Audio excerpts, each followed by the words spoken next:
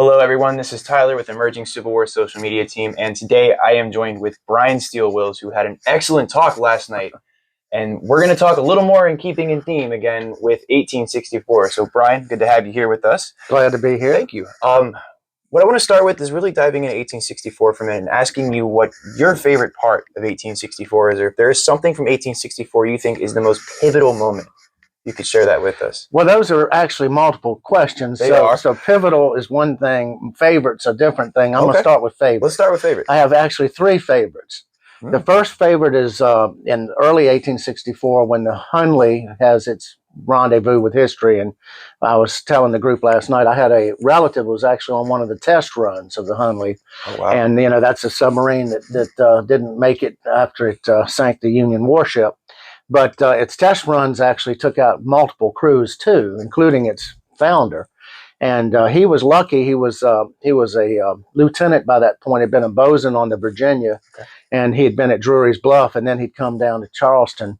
And in Charleston, he heard about this thing, and he was curious, naturally curious. So what he wanted to do was check it out. Well, the person that was supposed to be the second officer on the vessel couldn't get out of his duty station. Right. So he said, "I'll take it. I'll do it."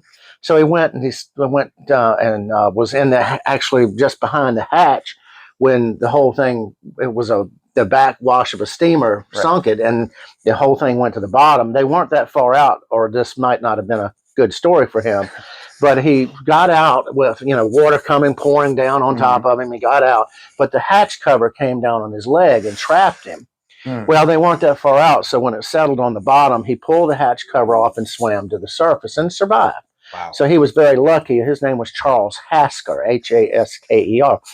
And I think one day people asked me, "What are you going to do?" I may do a novel on him because there's not as much known about him. Right. But you could make a novel because then you can do anything you want. You can make up stuff. Right. So I think, but he lives a novel life. I mean, He was British, came over to America, became a part of the Confederate Navy, and really was in the end in James River Fleet right at the end when of course Richmond fell. Sure. So he was there from start to finish. Plus he was a prisoner of war.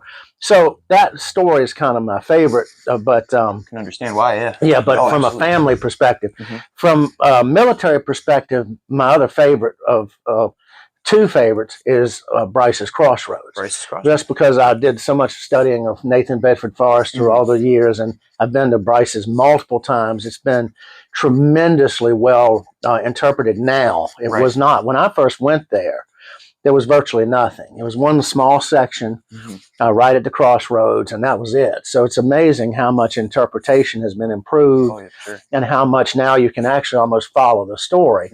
But I learned a lot more. I could add to it as I went year after year. And I came to be really close friends with the person that ran the visitor center there until she retired, Edwina Carpenter. And I just love to go back there. And I've been back multiple times since. And then because, of course, of Georgia, where I taught for 14 years before I just retired, Kennesaw Mountain. I really do enjoy being on Kennesaw Mountain, and I'm talking about not so much the mountain as Cheatham Hill. Sure. I really enjoy the story of Cheatham Hill, and it's where the attempt to break through the Confederate lines and shorten the lines and shorten the war took place. And I think that really was a pivotal part of the Atlanta campaign because it stopped Sherman in his tracks until ultimately he was able to go around and compromise that position and force Johnston to retire. And once he did, the Smyrna line, Chattahoochee line, nothing was going to stop Sherman from getting to Atlanta itself. So those are my 1864 events. Those are epic, actually. I appreciate those. So our last question for you here is the banner behind us, Emerging Civil War. I'm sure you've been associated and worked with the guys before. What does it mean to you? What is Emerging Civil War? When you hear that name, what does that mean? Well, it means proliferation of work because I look at all the books that are coming out, great authors, young authors, which I think is even more important because it's got to be another generation and another generation. I've been very blessed to know some people. Ed Bars was one of my dear friends, and Bud Robertson and others. And both of those were people that I did a lot of tours with or did a lot of programs with. And then I got to know really closely Coach Dooley, Vince Dooley. And Coach said, you're my third favorite historian. And it says, the good news is you're moving up the line. Because, of course, we lost Ed and we lost Bud. And then, of course, finally, unfortunately, we lost the coach, who was just a delightful person. But he understood, I think, like all of us, that it's not just us old guard.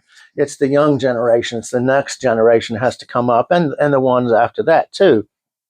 And I think the amount of work and the amount of, again, opportunity, because that's such an important thing. Absolutely. Some people have something to say and nowhere they don't think to say it.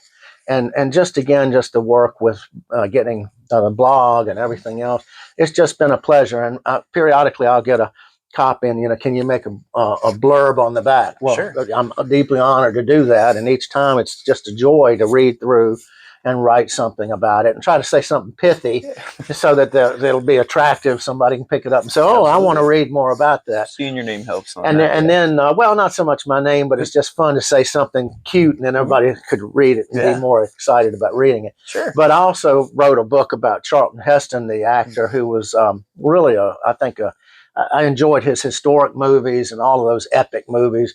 And then I got a small piece in one of our volumes on that. Excellent. And Charlton Heston's Civil War. And I really enjoyed doing that. He didn't make a lot of Civil War movies, but he did delve into the subject a number of times and was interested in it. He was a big fan of Abraham Lincoln. Mm-hmm. He loved to quote Lincoln, and he loved to do recitations because he had the great voice. And so he would go and do recitations for different programs at the White House and different other things, and usually read the Gettysburg Address or something like that. Okay. So he would, or memorize, because he would just say it. And unfortunately, he did get Alzheimer's late in life, but I mean, he was used to redacting, as they say, memorizing it and giving it as a presentation, and he was always really good at that. So all those pieces of what Emerging is doing and all of the things that the opportunities it gives, I think, are just outstanding. Awesome. Well, folks, I want to thank you guys for joining, and Brian, thank you for taking the time today to sit down and talk with us. And we would like to remind all of you that we will see you online and on the battlefield. All right. Thank you so much. Thank you.